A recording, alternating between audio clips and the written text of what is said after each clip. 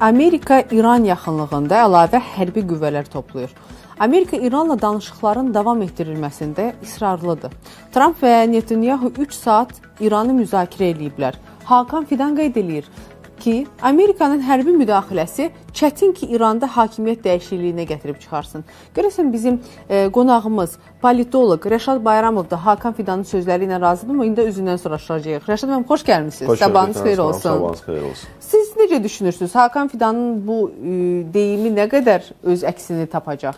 Təbii ki, istənilən xarici müdaxilə nəticəsində daxildə rejim dəyişikliyi olduqca çətin və problemli məsələdir. Bir sıra hallarda rejim dəyişiklikləri ancaq daxildə xalqla rejim arasında münasibətlərin daha da kəskinləşməsi fonunda biz indiyə qədər də görmüşük bunu İraqın timsalında, Qəddafinin timsalında və digərlərinin. Yəni daxili əsasən proseslərlə rejim dəyişikliyi mümkün olur. Amma əksinə xarici müdaxilə vaxtı bir sıra hallarda hakimiyyətlə xalq arasında ümumi düşmənə qarşı bir birliyin formalaşması məsələləri də olub. O da indiyə qədər müşahidə elədiyimiz halda. İran biraz fərqlidir. İranda məhz keçmiş təcrübələrdən dərs çıxararaq zamanında, yəni bir müddət əvvəl xalqla hakimiyyət arasında olduqca böyük bir uçurumu yaratmaq mümkün oldu. Yəni bir neçə günlük o etiraz aksiyaları və hakimiyyətin zor tətbiqi, çoxlu sayda insanın öldürülməsi nəticə etibarilə hakimiyyətlə xalq arasında bir uçurumu yaradıb. Amma bütün bunlara baxmayaraq, indi xarici müdaxilə ilə və yaxud da Amerika Birləşmiş Ştatlarının istəyi ilə, İsrailin ora zərbələr endirməsi ilə və s. ilə Xomeini rejiminin devrilməsi faktiki olaraq mümkün deyil. Liderlər bu və ya digər şəkildə neytrallaşdırıla bilər, bu və ya digər şəkildə aradan çıxarıla bilər, amma bu rejimin dəyişməsi anlamına gəlmir. Çünki fərqlər gedir və onların yerinə yeniləri meydana çıxır. Rejim dəyişikliyi uzun bir yoldur və daxildə, yəni deyirəm, islahatlar vasitəsilə mümkün olan əslində bir prosesdir. İran buna indi hazırdırmı? Hazır deyil və xarici müdaxilə ilə də rejim dəyişikliyini təmin etmək faktiki olaraq mümkünsüz görünür. Rəşad müəllim, ümumiyyətlə İran bu təzyiqləri auditoriyaya və beynəlxalq ictimaiyyətə necə təqdim edir? Baxın, İranın necə təqdim eləməsi prinsip etibarilə elə böyük bir məna kəsb etmir. Çünki İran faktiki olaraq bu günləri təcrid olunmuş vəziyyətdədir. Müttəfiq deyilə biləcək, ən azından normal münasibətləri olan ölkələrin sayı barmaqla sayılacaq qədərdir. Hətta İslam dünyası arasında, İslam coğrafiyasında belə İranın doğrudan da etibar eləyə biləcəyi, İranla bir yerdə çiyin-çiyinə dayanıb xarici müdaxiləyə qarşı mübarizə aparacağı bir dənə də olsun müttəfiqi yoxdur. Yəni, bugün İran faktiki olaraq istəyir BMT tribunasından, istəyir hər hansı bir digər beynəlxalq tribunadan çağırış eləyəndə onun yanında ancaq biz bəyanatlarla, aktiv dəstəklə yox, bəyanatlarla Rusiya və Çini görürük. Başqa, yəni, belə deyək, və yaxud da Rusiya və Çinə yaxın olan hansısa ölkələri görürük və bunlar da Rusiya İranın yanındadır deyənə İranı bu və ya digər şəkildə dəstəkləyirlər. Amma yenə deyirəm, bu dəstək sadəcə bəyanat formasındadır. Yəni, bugün misal üçün deyim, İsrailin Amerika Birləşmiş Ştatlarına və yaxud da ABŞ-nin İsrailə verdiyi dəstək kimi bir dəstəkdən söhbət getmir. Böyük Britaniyanın verdiyi dəstək kimi bir dəstəkdən söhbət getmir. Ancaq bəyanatlar bu və ya digər şəkildə texniki dəstəyin təmin olunması, bu və ya digər şəkildə hansısa maliyyə imkanlarının səfərbər edilməsi, amma ordu, silahlı birləşmələrin yerləşdirilməsi və s. kimi dəstək təbii ki, mümkün deyil və hətta İrana aktiv zərbələr fonunda həmin ölkələrin, adı çəkilən ölkələrin həmin zərbələri dəf etmək üçün bu və ya digər şəkildə İrana dəstək verməsi də mümkün deyil. Biz 12 günlük müharibədə nəyə şahid etdik? İran İsraili bombardıman eləyəndə Böyük Britaniyada, Amerika Birləşmiş Ştatları da öz hava hücumundan müdafiə sistemlərini aktiv hala gətirdilər və bu və digər şəkildə İsrailin yanında olduqlarını bildirdilər, İran raketlərini birbaşa hədəfə almaqla. Bu günləri İranın hədəf alınması halında hər hansı bir ölkənin o şəkildə İrana dəstək verməsi mümkün deyil və bunu 12 günlük müharibə də faktiki olaraq göstərmişdir. Bilirsiniz, bir məqama ağlıma gəldi sizinlə söhbətimiz zamanı. Əslində xatırlayıram ki, elə bizim sizinlə də söhbətimiz olmuşdu bu mövzu ilə bağlı. İranda etirazlar yenicə başlayanda əslində xalq çox qətiyyətli görsənirdi və hər kəs düşünürdü ki, bu hansısa çevrilişə səbəb olacaq, amma sanki xalq sakitləşdi. Sizcə bu sakitləşmənin səbəbi nədir? Və ola bilərmi ki, bu Amerika ya da ki, İsrail tərəfindən süni şəkildə insanlar arasında öz kəşfiyyatçıları vasitəsilə yaradılmış bir qalxış olsun? Baxın, istənilən ölkədə bu və ya digər şəkildə maraqlar varsa, ayrı-ayrı dövlətlərin maraqları varsa, təbii ki, xüsusi xidmət orqanları da işləyir. Və istənilən, hətta xarici müdaxilə olmadan baş verən etiraz aksiyalarının belə sonradan xarici müdaxilə ilə daha da genişlənməsi də ola bilir. Yəni, bugün İranda başlayan, sosial problemlərlə bağlı başlayan aksiya hər nə qədər kənardan müdaxilə fonunda başlamamışdısa da belə. Amma sonraki mərhələdə təbii ki, maraqlı tərəflər istəyir təbliğat vasitəsilə, media resursları vasitəsilə və yaxud da xüsusi xidmət orqanlarının əməkdaşları vasitəsilə özlərinin istədiyi səviyyəyə qədər həmin o etiraz aksiyalarını qaldıra bildilər və nəticə etibarilə bütün İranın 31 vilayətin hər birində biz etiraz aksiyalarına şahidlik etdik. Bu etiraz aksiyaları söndümü mən açığı elə düşünmürəm. Çünki minlərlə öldürülən insan var. Və bunların yaxınları var, bunların dostları var. Nəzərə alaq ki, bir neçə gündən sonra həmin adamların 40 mərasimləri keçiriləcək. Və təsəvvür eləyin, İranda yeni etiraz dalğası hansı şəkildə artıq... Və öz əzizlərinə görə aqressiyası artan onların qohumları... Təbii ki, var və mən ona görə də deməzdim ki, etiraz aksiyaları bitib. Yox, sadəcə, belə deyək, bir pauza götürülübdür və daha böyük ölçüdə aksiyaların keçirilməsi də gözləniləndi və düşünürəm ki, bu da baş verəcək. Çünki bir millət meydanlara çıxıb xarici bir dövlətə və uşaqlığından düşmən elan olunduğu dövlətə vur çağırışları eləyirsə, yəni insanlar artıq beziblər deməkdir. Yəni bir vətəndaş öz ölkəsinə zərbə endirilməsi ilə bağlı çağırış eləyirsə, bu artıq İranda doğrudan da vəziyyətin nə dərəcədə dramatik olduğunun göstəricisidir. Və o baxımdan ya zərbələr fonunda, növbəti hərbi əməliyyatlar fonunda etiraz aksiyalarının belə deyək, paralel şəkildə baş verməsi gözləniləndi və yaxud da növbəti etiraz aksiyaları fonunda artıq zərbələrin endirilməsi. Çünki Trump nə demişdi etirazçılara? Biz sizinləyik, biz yanınızdayıq, biz gəlirik və narahat olmayın etsinlər. Ona görə də bu sözlərin də tutulması bu və ya digər şəkildə lazımdır.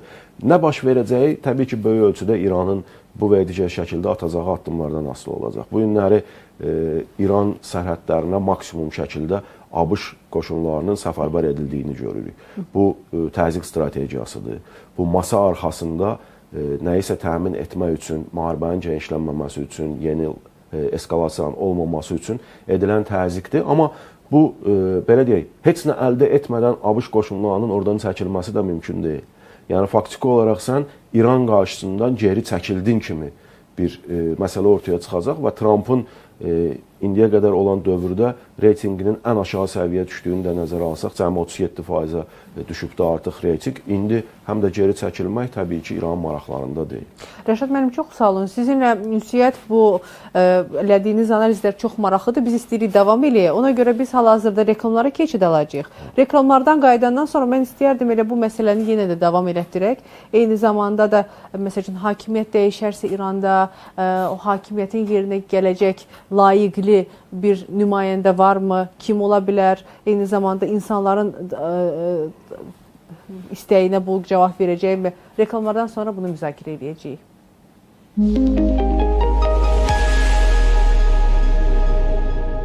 Park Yasamalda 15%-dən başlayan ilkin ödənişlə mənzil əldə et.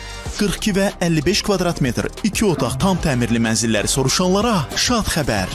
Kompleks həyat, möhtəşəm həyət, optimal planlama, Avropa brendləri ilə tam təmirli təhvil, limitli sayda satışa çıxan bu mənzilləri nağd və ya ipoteka ilə əldə et. Xəyalındakı mənzil üçün indi zəng et. Əlaqə Ulduz 1544 kristal.az.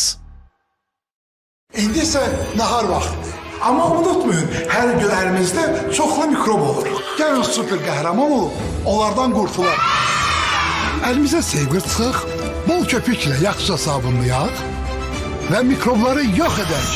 Missiya tamamlandı. Safeguard indi daha böyük ölçüdə mikroblara qarşı 195 yuma. Zamanını maraqlı və əyləncəli keçirmək istəyənlərin nəzərinə ATV Plus kabel televiziyasına qoşulmaqla siz istənilən zövqə və yaş həddinə uyğun 136 seçilmiş xarici və yerli telekanalı izləyə bilərsiniz. Rəqəmsal yayımlanan əyləncə, idman, futbol, xəbər, uşaq və film telekanallarını seyr etməkdən həzz alacaqsınız. Bizə qoşulmaq üçün Bakı və Abşeronun istənilən nöqtəsindən 996 qısa nömrəsinə zəng edib sifariş verin və 24 saat ərzində şəbəkəyə qoşulun. ATV Plus, zamanın nəbzi. Evin olsun istəmirdin? İstəyəndə olur. Kristalın park yasama layihəsində 15%-dən başlayan ilkin ödənişlə yaşayışa hazır mənzil sənin ola bilər. Üstəlik 30% ilkin ödənişlə 36 ayədək daxili kredit imkanı da var. İstəsən əşyalı mənzillərdən, istəsən yalnız tam təmirli mənzillərdən seçə bilərsən. Unutma, istəyəndə olur. Ətraflı məlumat Ulduz 1544 kristal.az. Təravətli saç dibləri, saç boyu nəmlənmə, Elsef Gyaluron Balans. Tərkibindəki salisil turşusu diblərdə yağlılığa qarşıdır, Gyaluron turşusu isə saç boyunca nəmləndirir. Təravət və nəmləndirmə 72 saatadək. Elsef Gyaluron Balans ilə L'Oréal Paris'dən.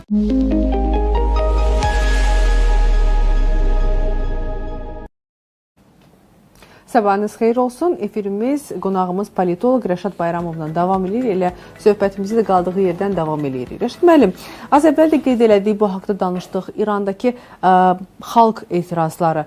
Bəs fikrinizcə hakimiyyət dəyişərsə, yerinə müxalif partiyalardan olan, müxalifətdən olan bir lider gələrsə, bu xalqın tələblərinə cavab verəcəkmi? Baxır, hakimiyyət deyəndə nəyə nəzərdə tuturuq? İranda bir, belə deyək, prezident idarəsi, nazirlər və s. var. Bir də dini hakimiyyətə rəhbərlik eləyən. Mən deyərdim ki, daha çox dini. Çünki ümumi, belə deyək, səlahiyyətlər faktiki olaraq dini hakimiyyətin əlində cəmləşibdir. Həm ordu, həm maliyyə imkanları və s. təbii ki, onların əlindədir və bunların, belə deyək, dəyişilməsi faktiki olaraq rejim dəyişikliyi baş vermirsə, yalnız fərdlər dəyişirsə, Xameneyini əvəz eləyə biləcək şəxslər var. Yəni, Ülamələr Məclisi var, onun içərisində bir neçə, belə deyək, fiqurlar hər zaman, yəni bu daimi şəkildə hazırlanan şəxslərdir ki, bu və digər halda, yəni o birinci şəxsin olmadığı halda avtomatik olaraq hansı formada seçkilər keçirilsin və yerinə kim gəlsin. Sanki sistem dağılmasın deyə. Təbii ki, bu bütün strukturlarına aiddir İranın və uzun illər ərzində formalaşmış bir sistemdir əslində, prinsip etibarilə.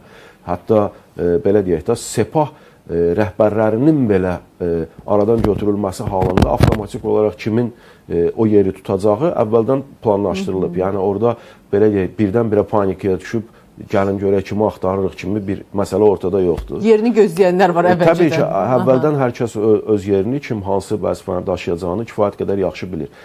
O baxımdan indiki mərhələdə, belə deyək, seçilən məclis, yəni hansının ki, tərkibindən dini lider seçilir, orada kimin olmasından asılı olmayaraq bu Xomeneyinin tərəfdarı olan şəxs olacaq. Yəni, bunun, belə deyək, müxalifətə, xalqa və s. bundan sonra fərqli bir münasibət bəsləyəcəyini gözləmək təbii ki, yersizdir.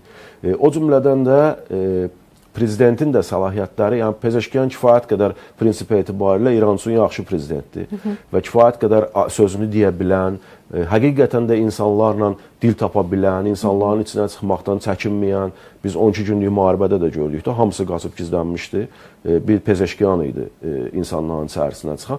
Yəni, belə bir liderdir. Amma, yenə deyirəm, indi İran daxilində bu və digər siyasi partiyalar nisbi, belə deyək, anlamda siyasi partiyalardır. Onların yeni bir namizədlə ortaya çıxıb nələrisə tamamilə dəyişməsi faktiki olaraq mümkünsüzdür. Kənardan, belə deyək, kiminsə gətirilməsi də, misal üçün, Pəhləvi haqqında çox danışılır. Pəhləvi İranın heç 30% tərəfindən də qəbul olunmayan şəxsdir. Yəni, belə o qədər beziblər ki, böyük ölçüdə götürəndə. Çünki keçmiş təcrübə var. Bəli. Atasının, babasının və s. insanlarla davranışı, İran hansı vəziyyətə salması və s. kimi məsələlər var və bu acı təcrübəni də insanlar unutmayıb. Xüsusən də yaşlı nəsil kifayət qədər yaxşı xatırlayır onu. O baxımdan belə deyək, kənardan bugün kimisə yatırılması mümkün deyil. Amma vəziyyət və seçki elə bir prosesdir ki, yəni hər şey hər an baş verə bilər. Məsəl üçün, çox uzağa getməyək. Bir neçə il bundan qabaq Paşinyan Ermənistanda küçüyə çıxanda onun gəlib ölkəyə rəhbərlik eləyəcəyini kim düşünə bilərdi? Heç kim düşünə bilməzdi. Çünki vəziyyət dəyişir, xarici müdaxilə öz sözünü deyir, daxildə vəziyyət öz sözünü deyir.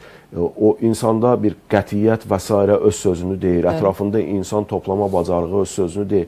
Yəni sabahları belə deyək, dəyişiklik, böyük ölçüdə dəyişikliyə ehtiyac olacaqsa, biz indiyə qədər adını bilmədiyimiz hər hansı bir şəxsin ətrafında da insanların toplanma ehtimalı var. Amma yenə deyirəm, bunlar hamısı prezident üsulu idarəsinə aiddir. Yəni maksimum şəkildə Pezeşkiyanın yerinə kiminsə seçilməsindən asılıdır, aiddir.